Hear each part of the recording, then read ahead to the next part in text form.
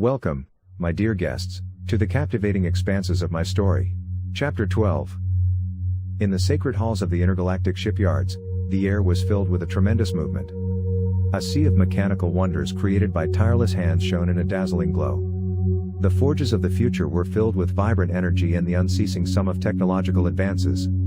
Amid this never-ending ocean of steel and sweat stood Admiral Kate Brock, a delicate figure of unparalleled strength and determination. Her gaze, as sharp as the cutting tool of a laser, permeated the ranks of the workers, examining every detail with critical accuracy. No mistake, no imperfection could escape her watchful eye. The works that unfolded before her eyes were of unprecedented perfection. As stunning as flying cathedrals, shipyards created spaceships with unconditional precision and dedication. Every handshake was important because Admiral Brock knew that the slightest omission in space could have fatal consequences. Every month, your technological mastery improves, Kate Brock praised the shipyard engineers. Productivity, once a flashing light, has flamed up into a radiant fire, while the times of construction, once bound by the chains of time, now disappear like a fleeting breath. The chief engineer confirmed the words with a proud nibble. Through your generous investments, we have managed to take operations to a new efficiency level. Now, we are ready to increase the production of our space fleet further. Excellent, said Brock with a satisfied eye. The Senate of the Empire has just released generous resources for our interstellar shipyards. It's up to us to further build our Navy's dominance in the galaxy. In her memories, she found herself again in that fierce fight of words that previously burst in the halls of the Senate. Kate Brock, who argued with an unprecedented passion, had raised her voice and, with her convincing argument, tempted the crowd. To win the war, it takes an immense space fleet. We need to invest more resources in expanding our space fleets. Eventually, the senators had yielded to their urgent supplication. Now, they could begin their activities fully in the Empire spaceships. Admiral Brock, full of unwavering confidence, was confident that she would succeed in doubling productivity in the shortest possible time. The proud space fleet would grow unstoppably, enlarging its power and splendor in the explored vastness of the galaxy. As Brock walked through the shipyards with astonishing eyes, the bold expedition ships embarked on an unexplored territory of debris fields, once the scene of devastating intergalactic battles. In the hope of hiding the precious secrets of the conflicting civilizations, they persistently chopped through every remnant of these cosmic war spots. Unfortunately, despite their tireless efforts, the desired results remained scarce and disappointing. With a frustrated sigh, Chief Scientist Rita Griffin announced on board the Equinox. This proud spacecraft had dared to venture into the uncharted Raltree system, and during this daring expedition, there were hardly any remains that could be used to redevelop technology. The once proud ships of the University, courageously thrown against the first space fleet under the command of Paulina Romero, seemed to be burned in a spectacular fireball. This client sparked a wave of anger in the halls of the Senate. We have wasted time and resources, the deployment of the Equinox was in vain. Kasach exclaimed indignantly. Our opponents are and remain technologically inferior to us. Not yet, said Admiral Brock with determination, her eyes sparkling like the stars in the dark sky. As soon as we conquer more of your worlds, we will raise the worlds to the level of our technology. In this way, our two species are given a chance to decipher the secrets of the galaxy through our different perspectives. They can climb new heights without continuing to be species blind.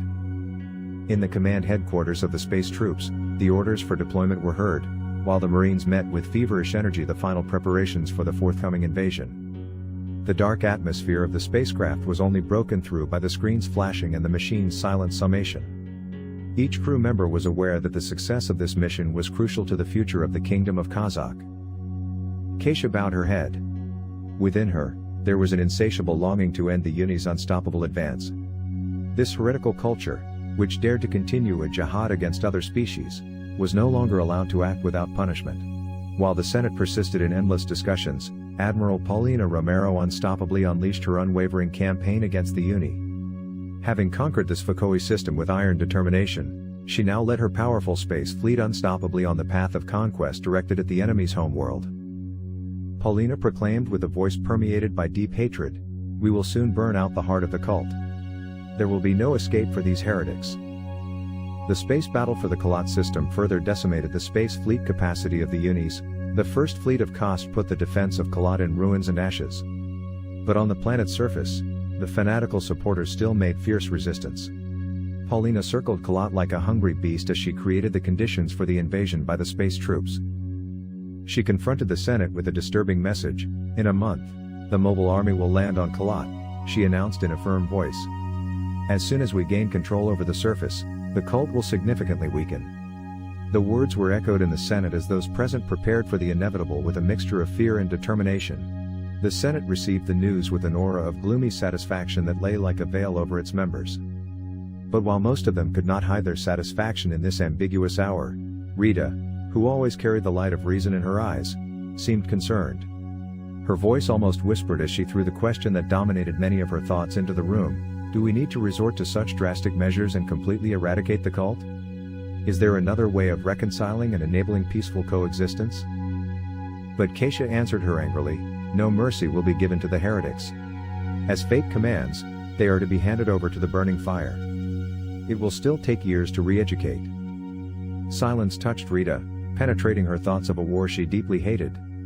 In vain, she had tried to obey her arguments, but the waves of ignorance attacked her efforts relentlessly. Amid this impossible situation, she resigned to her work, to the protective walls of her creation, where she could create at least a touch of usefulness. Her heart longed for an end to the bloodshed, for redemption from the horrors that held the world in her claws. While Rita kept her thoughts trapped in endless whirls, the mobile army formed unstoppably for the forthcoming attack. With a heavy heart, crushed by the burden of responsibility, Saint General and Nadine Heimer coordinated the invasion with iron determination. Deep inside, she desperately begged for a peaceful solution, but the bonds of her duty as a general kept her trapped. During the tumultuous chaos, she could only pray as her brave troops prepared for the decisive departure. The landing proved to be a devastating fiasco. Fanatical uni-militias unleashed a brutal battle for every street block and every building. No quarters were granted, and no grace was granted. After a bloody month of urban war, the capital of Kalat turned into a desolate landscape of ruins. Nadine's voice trembled with determination as she begged for reinforcement for her brave troops in the desperate radios. The fanatics, whose fanatical devotion she had previously underestimated, turned no inch back. The future of the mission hangs on the silk thread while Nadine fights with every fiber of her being for the survival of her units. Keep firm, commanded Admiral Kate Brock with an icy cold voice. You have your orders. Nadine suppressed the bitter taste of her tears as she, stoically determined, continued to lead her exhausted warriors into the battle. The cruelty of the war surrounded her like an impenetrable fog, but she persistently refused to turn her back on hope. The fate was not yet sealed, nor was everything lost. After a dark period of 2 months, the resistance was finally broken. Kalat, once a thriving metropolis, now lies in rubble and ashes. With a mixture of grief and determination, Nadine accepted the surrender of the defeated. Her eyes remained silent on the remnants of the once magnificent city as she walked down the lonely streets. How could their noble purposes justify such meaningless suffering? Doubts eat as hungry parasites into the depths of Nadine's soul, more tormenting than ever before. Admiral Paulina Romero also stared with skepticism and astonishment at the steaming ruins of Kalat. For the first time, a trace of regret was reflected in her gloomy eyes. But she rejected these thoughts and decidedly turned away. It was her predetermined destiny to triumph, not to grumble. Compassion was a weakness that she could not afford. While Nadine and Paulina were struggling with the horrors of the war, the Senate celebrated the outcome of the Battle of Kalat as an epic victory. But the divine Empress Savia Heimer, drawn in her tracks by anxiety, perceived the threatening danger. We must retreat because if we become too arrogant, we will plunge into the abyss that we are breaking up in front of us, she warned with insistence. But the hearts of their comrades were still too full of power and greed to want to walk the path of peace. The time for reconciliation had not yet come. Savia, filled with unwavering patience and persevering will, continued to admonish. In her silent heart, she hoped the day would come when she would be heard again. Instead of covering itself in the mantle of peace, the Senate, with iron determination, urged the continuation of this ruthless war.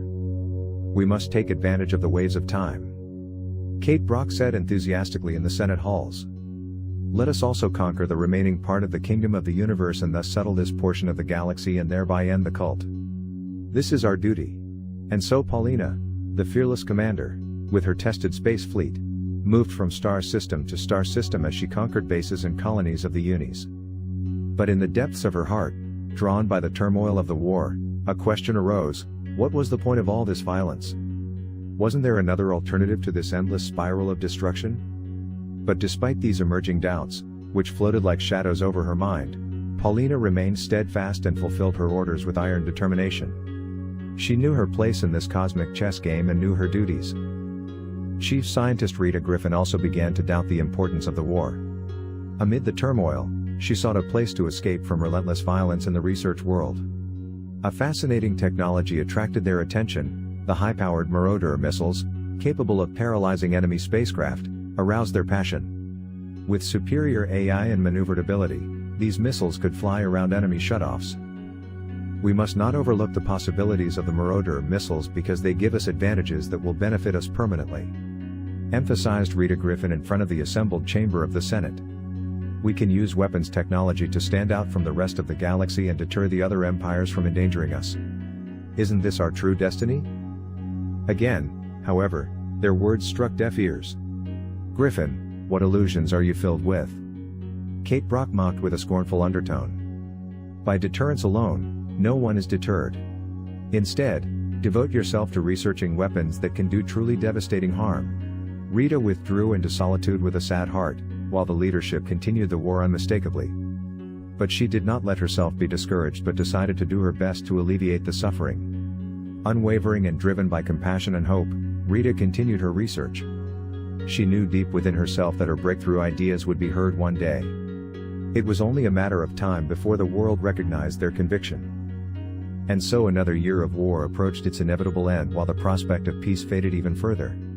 The flames of hatred continued to burn with an implacable force that destroyed any attempt to extinguish it. But even amid these dark times, in the most remote places, delicate impulses of hope stirred up, persistently paving their way through the destroyed fabric of the world. In the depths of the heart of Empress Savia, in the hidden halls of Rita's workshop, the floating prayers of the mothers, where the longing for harmony and healing found its origin, something began to germinate. A tender flint of hope whose voice was still too quiet to be heard by the ears of the world. But it was not ready to get lost in the dark. No, it would persistently grow, day by day, until it unstoppably ascended into the sky. The night may have been darker, but the stars shone in all their splendor high above the sky. They were like sparkling jewels illuminating the path of peacemakers. Their mission was clear: they would not rest until the clarity of peace permeated the world. In the shadows of darkness, they would carry the light of reconciliation and touch the hearts of people with their unwavering determination. So history progressed, in a dance between hope and despair, between silence and shout. But the peacemakers were willing to pay the price. They would not give up. They would not let go until their message was heard. Because deep inside, they knew that the longing for harmony and healing was indelibly anchored in the hearts of people. And so the story would go on in an unstoppable stream of courage and sacrifice, of love and forgiveness. For in this world covered with shadows, the peacemakers would become shining stars showing the way to salvation. A tender flash of hope permeated the darkness. During chaos and despair, not everything was lost. Hey, I would be happy if you could give my video a like, leave a comment and subscribe to my channel to stay up to date.